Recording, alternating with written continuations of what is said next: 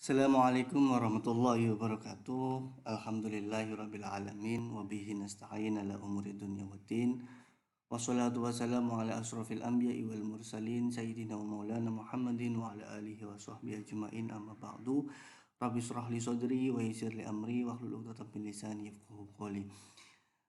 Teman-teman semuanya, pagi hari ini kita akan melanjutkan perkuliahan kita reading text untuk kelas IAT A dan B ya.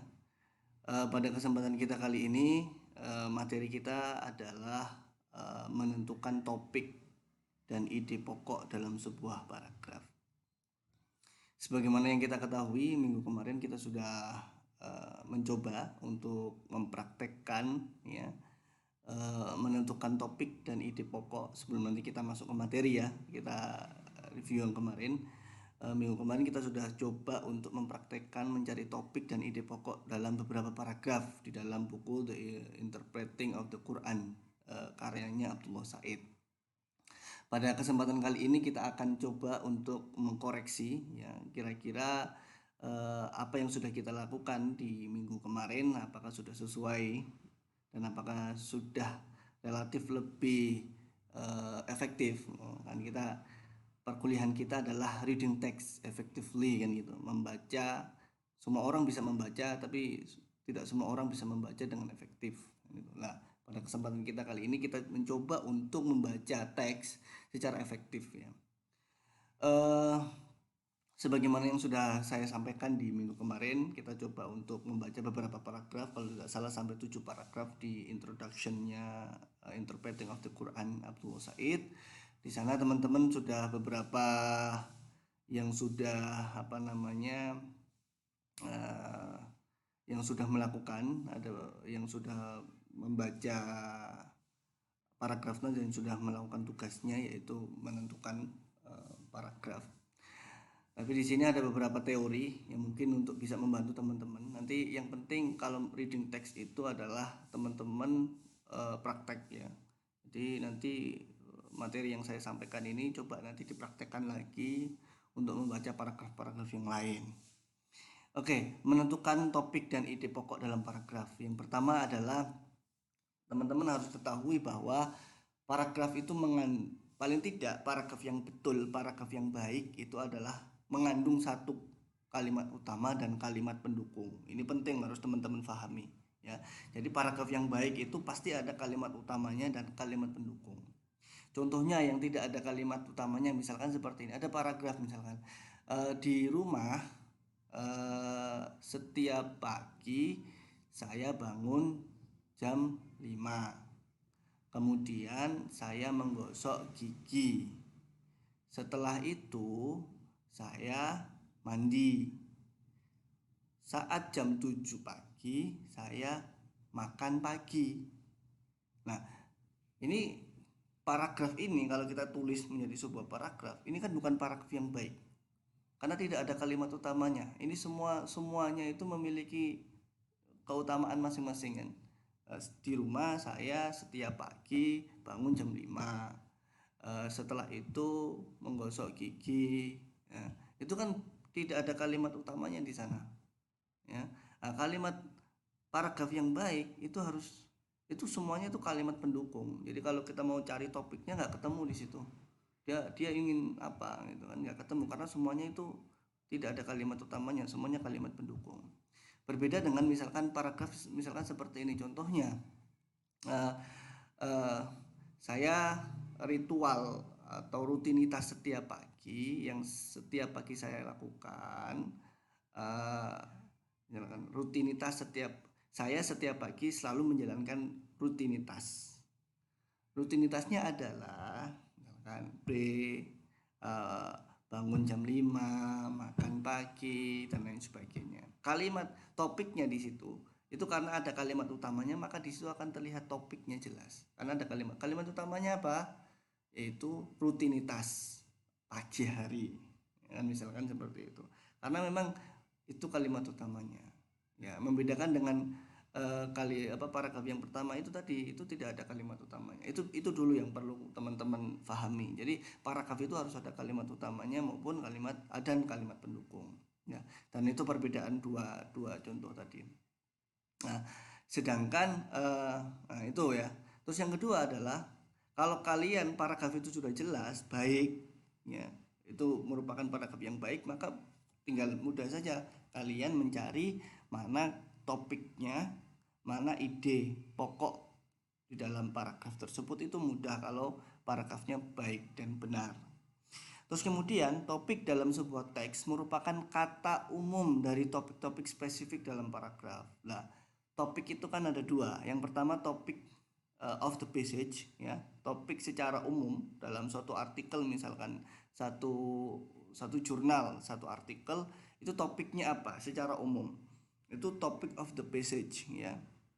Nah, topic of the pages itu biasanya merupakan kata-kata umum dari topik-topik spesifik. Jadi di sana pasti ada beberapa spesifik, ya. Jadi paragraf itu punya topik spesifik lah.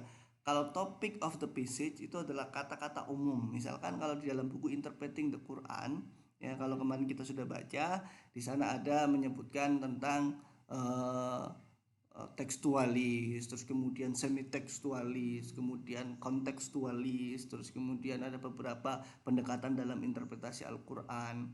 Terus kemudian di sana menyebutkan apa namanya Abdul Said dan lain sebagainya. Maka topic of the passage, topik di dalam buku tersebut adalah interpreting of the Quran, ya, secara umum, atau modern atau contemporary approach to interpretation of the Quran, misalkan seperti itu. Jadi seperti itu. Itu topik of the passage, topik di dalam sebuah artikel secara umum. Nah, yang kedua adalah topik dalam paragraf. Topik dalam paragraf itu adalah topik biasanya disebut pada kalimat pertama. Ya. Coba nanti teman-teman perhatikan nanti, ya, sambil kita nanti cek di halaman bukunya. Biasanya topik itu ada pada paragraf pertama. Topiknya di sana. Biasanya, meskipun nanti ada yang tidak, ya, tapi kebanyakan itu teman-teman bisa mendapatkan topik itu pada kalimat pertama di dalam sebuah paragraf, ya. Topik dalam paragraf biasanya berupa kata atau frasa atau non phrase, ya. Jadi bentuk sebuah topik itu adalah kata, bukan kalimat. Kata atau frasa. Jadi bisa satu kata atau bisa frase. Frase itu gabungan dari kata-kata, ya. Jadi yang membedakan antara kata dengan kalimat, kalian tahu kan? Kalau kalimat itu jelas ada subjek, ada predikatnya, ya. Kalau kata tidak ada. Misalkan makan, misalkan nasi, itu kata. Saya makan nasi itu kalimat karena ada predikatnya yaitu makan, ya. Misalkan nanti kita coba kasih contoh beberapa, karena ada beberapa di tugas itu yang belum bisa membedakan mana kata dan mana topik dan mana ide kalimat, ya, ide pokok, ya. Jadi topik itu hanya berbentuk kata, meskipun nanti itu bentuknya frase. Misalkan the interpretation of the Quran, misalkan Abdul Said's interpretation of the Quran, itu frase, bukan kalimat. Beda dengan misalkan interpretation of the Quran is important to this contemporary era, misalkan, itu sudah kalimat karena sudah ada kata kerjanya yaitu is tadi, ya. Tapi kalau frase misalkan beda, Abdullah Said's method of the Quran, meskipun panjang, ya, terdiri dari beberapa kata, tapi itu frase, itu bisa kita pakai untuk menjadi topik sebuah paragraf. Yang kelima, kata atau frase sebagai topik biasanya sering disebut dalam paragraf. Salah satu ciri topik adalah penyebutan kata atau frase tersebut di dalam sebuah paragraf itu sering disebut. Misalkan interpretation of the Quran itu biasanya di kalimat pertama, di kalimat kedua disebut lagi, di kalimat kelima disebut lagi. Misalkan apa, the importance of interpretation, misalkan kalimat pertama disebutkan, di kalimat kedua disebutkan, di kalimat ketiga disebutkan. Semakin sering disebutkan, maka kemungkinan besar topik cirinya itu adalah itu, ya. Jadi salah satu cirinya yang terakhir adalah untuk menentukan topik adalah semakin biasanya sering disebutkan dalam suatu paragraf. Nanti kita coba implementasikan di dalam bacaan kita. Itu topik. Kemudian yang kedua adalah main idea of the paragraph. Jadi ide pokok dalam sebuah paragraf, ya. Nah, apa ciri-cirinya? Yang pertama adalah berupa kalimat utuh, ya, bukan berupa kata atau frase. Itu yang membedakan dengan topik. Kalau topik berupa kata atau frase, tapi kalau main idea, ya, main idea, jadi ide pokok itu adalah berupa kalimat utuh. Misalkan the importance of the interpretation, misalkan the importance of Abdullah Said's interpretation is to resolve, misalkan the problem of interpretation today, misalkan seperti itu kan kalimat utuh, ya. Jadi kalian harus melihat kalau main idea ini pasti kalimat utuh. Apa yang ingin disampaikan itu apa, misalkan ya di sana berbicara tentang important of interpretation, tapi important of interpretationnya itu apa, jadi kalimat utuh. Jadi ada ide yang ingin disampaikan.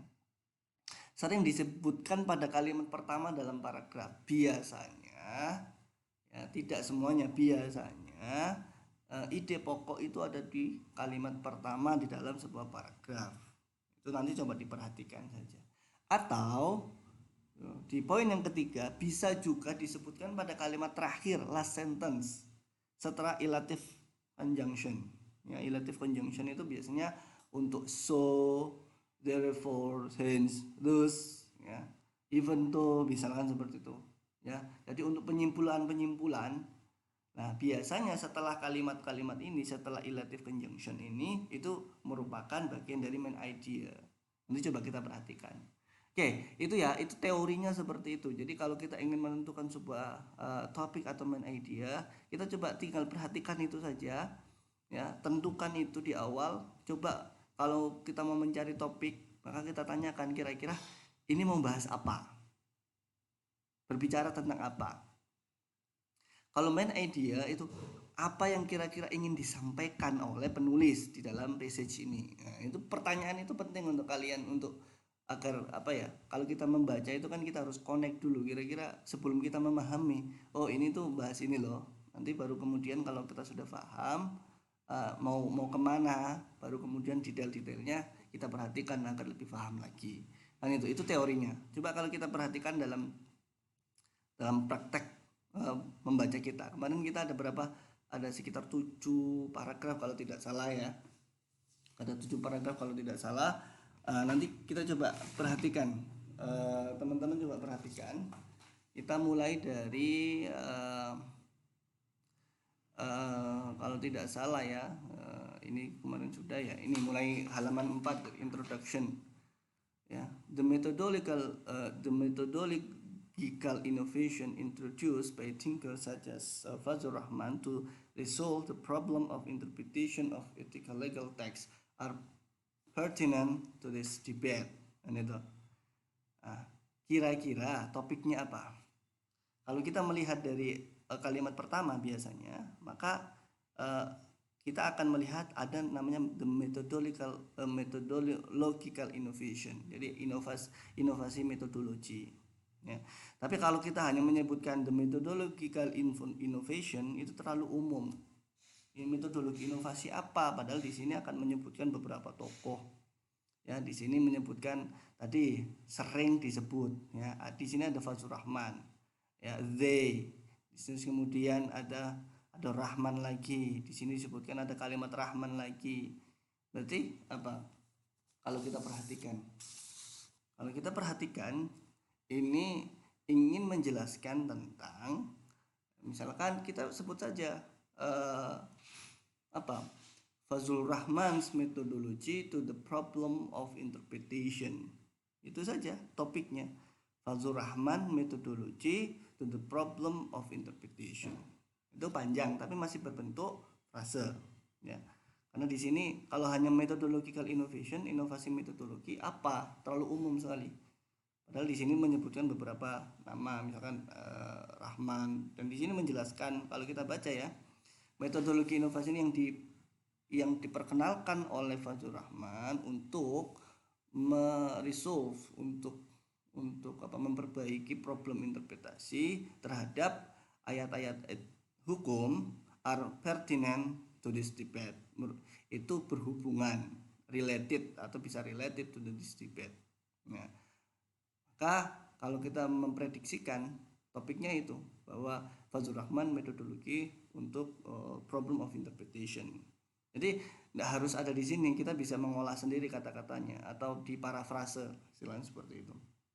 Nah, kemudian tadi topik main ID-nya apa? Main ID-nya kita bisa melihat di sini bahwa tinggal ditambahkan saja bahwa the methodological innovation introduced by Fazlur Rahman to resolve are pertinent to this debate. Ini sudah satu kalimat bahwa inovasi metodologi yang diperkenalkan oleh Fazlur Rahman terhadap problem interpretasi tersebut berhubungan pertinent pada perdebatan yang di atas ini, perdebatan terkait dengan how the people considering how the people consider the text and the context, misalkan gitu, atau langsung saja this debate, itu aja.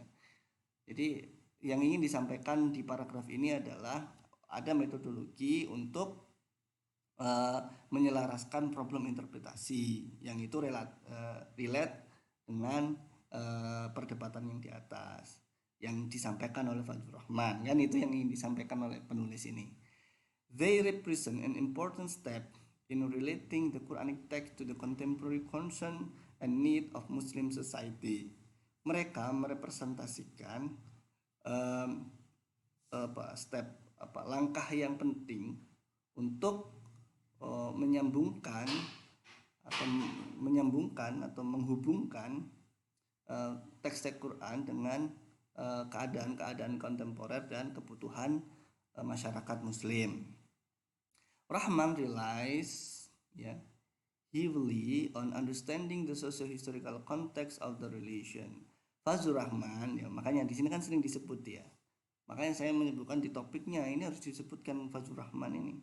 Rahman menyadari secara penuh bahwa pemahaman terhadap konteks sosiohistoris terhadap wahyu at a macro level, pada level yang makro, and then kemudian relating it to particular need of the modern, kemudian hubungannya dengan kebutuhan-kebutuhan tertentu di era modern ini ya. Jadi Rahman menyadari betul atas pentingnya menghubungkan antara socio-historical context dengan particular need of the modern periods. In this, he drew on the idea of the prophetic spirits. Ya. Pada level ini, pada kesempatan ini dia ingin menyodorkan. Jadi nggak harus artinya itu nggak harus letterlek ya. Kalau kalian coba nanti menerjemahkan itu juga nggak harus. Dia menggambarkan ide, nggak bisa seperti itu.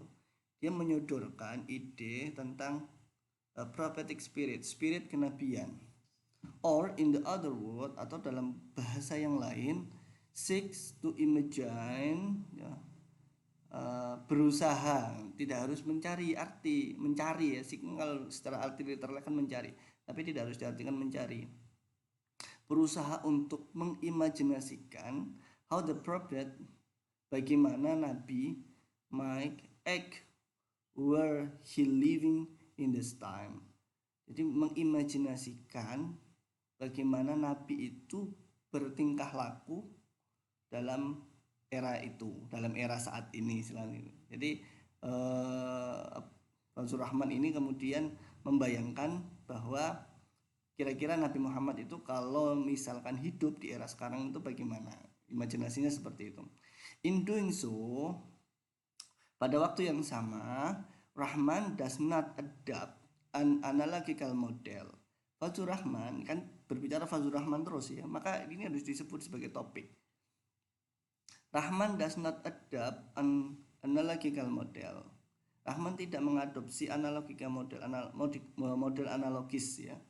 Analogis itu kayak kias seperti itu. So common in fikih, yang mana itu sudah populer di fikih, in which the interpreter look bahwasanya yang mana ini maksudnya menjelaskan tentang ilmu kali ini ya, bahwasanya interpreters mufassir itu looks at, memperhatikan superficial aspek, memperhatikan aspek-aspek superficial. Aspek superficial itu sesuatu yang nampak di luarnya itu loh, superficial ya, sesuatu yang nampak, aspek-aspek yang nampak of two different situation, pada dua situasi yang berbeda.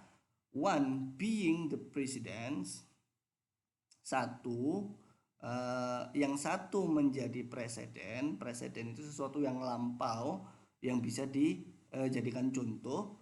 And the other being the contemporary situation, dan di situasi yang lain itu menjadi contemporary situation.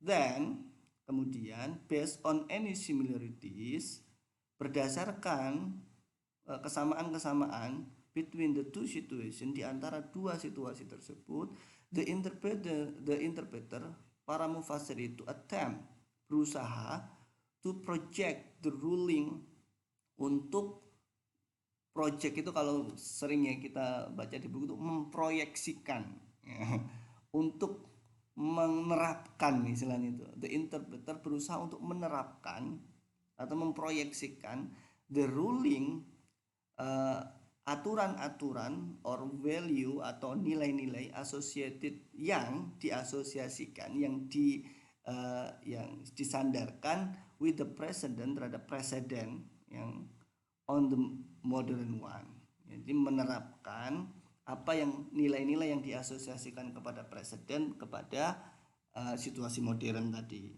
Rahman is arguing, Fazlur Rahman berargumen for something more substantial. Nah, kan tetapi Fazlur Rahman ini berargumen lebih ke substansi,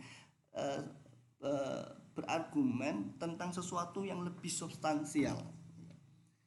One that has not so far been generally accepted in the interpretation of the Quran or in the fiqh.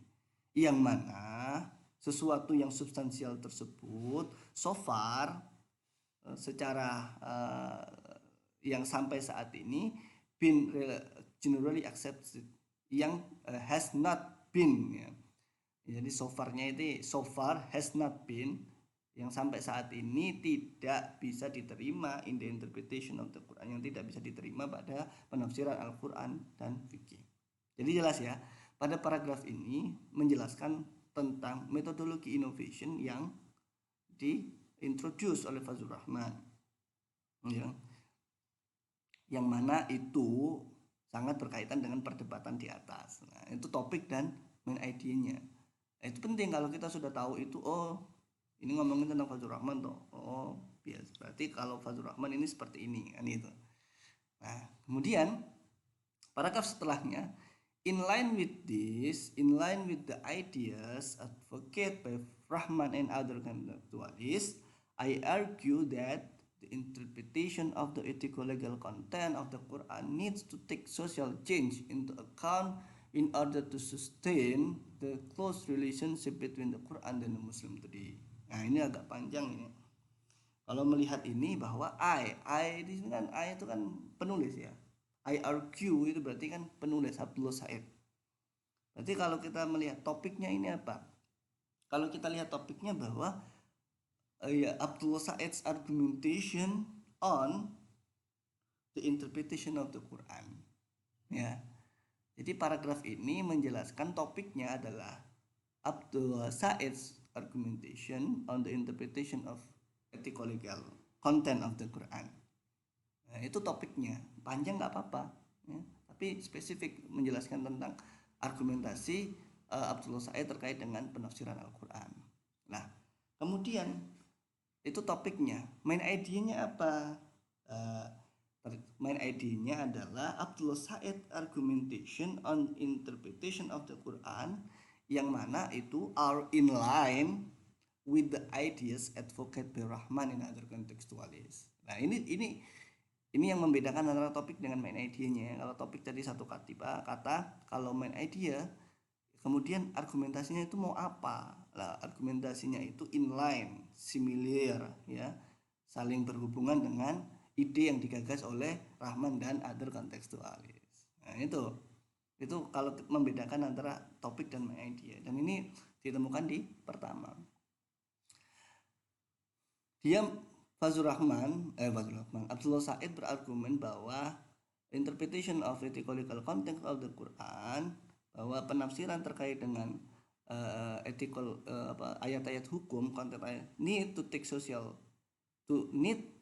membutuhkan to take into, memperhatikan terhadap social change, memperhatikan terhadap perubahan sosial, ya, in order to sustain the close relation, agar supaya apa itu sustain itu tersambung, ya, atau cocok, the close relation terhadap hubungan yang dekat antara Quran and the Muslim today, antara Quran dan umat Islam saat ini. The Quranic interpretation up to now, ya, penafsiran terhadap Al-Quran sampai sekarang, sampai saat ini, which has been a large extent philological, yang mana, ya, has been, yang mana telah menjadi telah large extent itu, large itu kan panjang, extent itu ya lebih panjang lagi, ya kan, artinya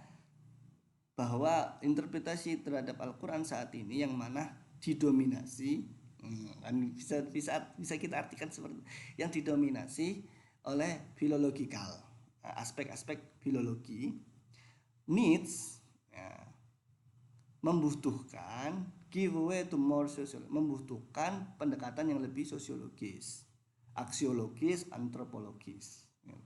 Jadi yang mana penafsiran Al-Quran saat ini yang lebih didominasi oleh filologis itu membutuhkan sentuhan aspek-aspek sosial, aksiologi, dan antropologi, exegesis in order to real.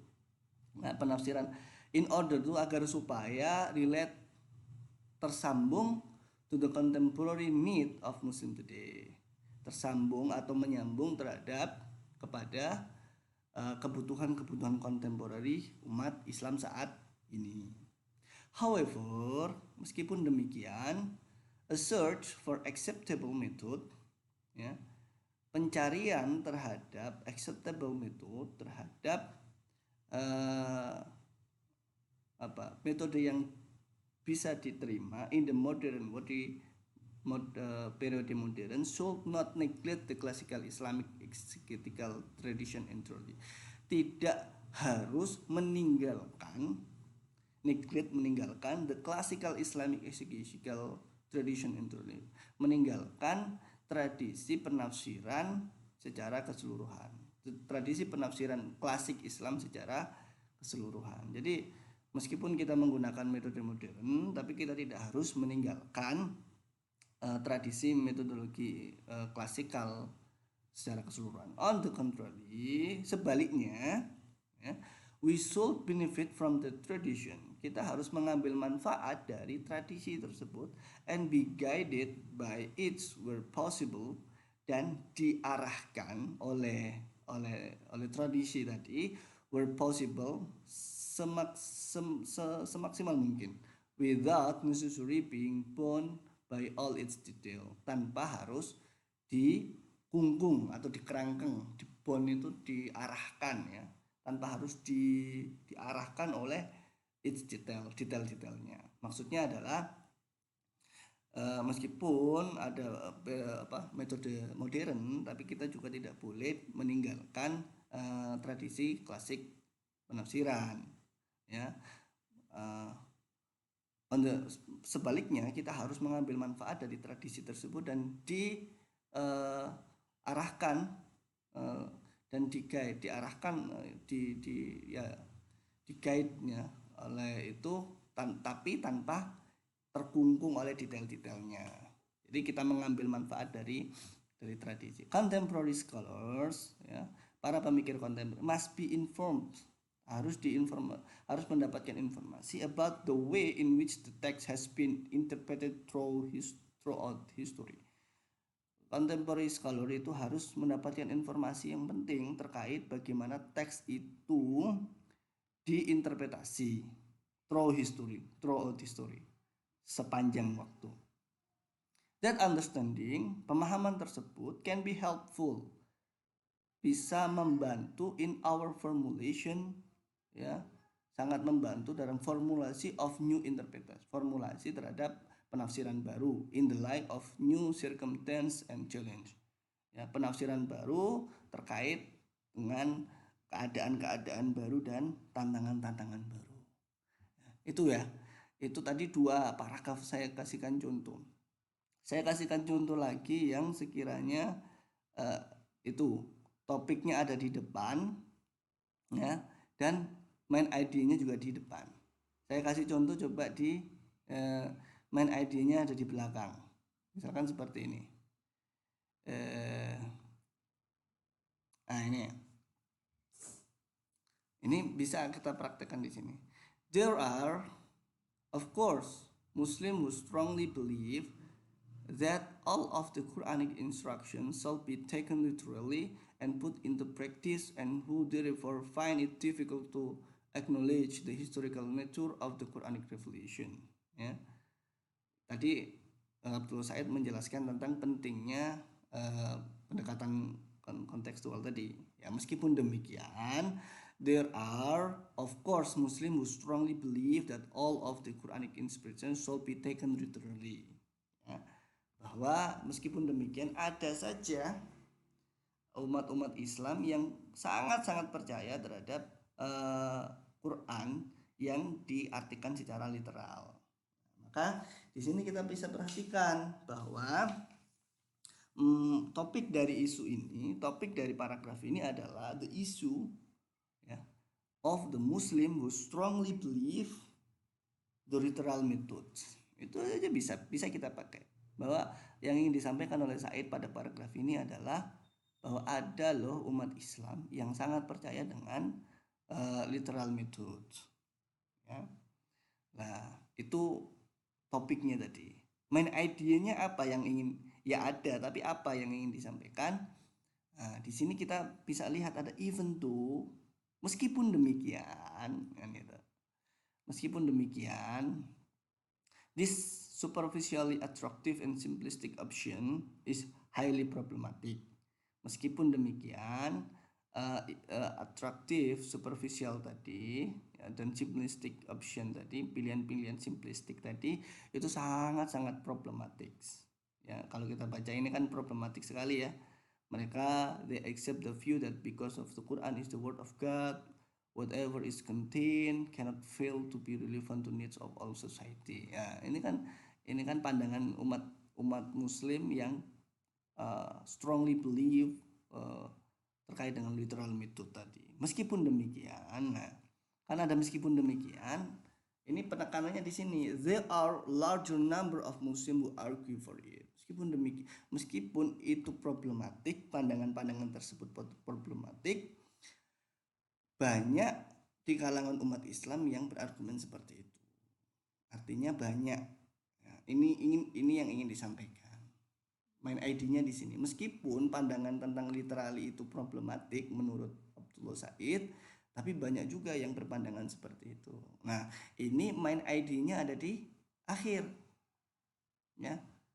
Karena ada kata-kata even though. Bahkan yang lain juga seperti itu, bisa jadi seperti itu. Nah, itu salah satu contoh. Ya, nanti teman-teman bisa praktekkan lagi cara mencari topik dan main idea atau ide pokok. Jadi kalau teman-teman bisa memperhatikan topik dan main idenya dalam sebuah paragraf, teman-teman tidak harus detail membacanya di setiap paragraf. Jadi langsung bisa, oh ini mencari ini mencari ini mencari ini. Tinggal dilihat tadi teori-teori yang saya sampaikan di awal. Saya kira itu dari saya, kurang lebihnya mohon maaf ya. Minggu depan karena waktunya UTS ya, nanti saya akan sampaikan di WhatsApp grup terkait dengan sistematika ujian tengah semesternya. Kurang lebihnya dari saya, mohon maaf. Allahumma muwaffiq ila aqwamit thoriq. Assalamualaikum warahmatullahi wabarakatuh.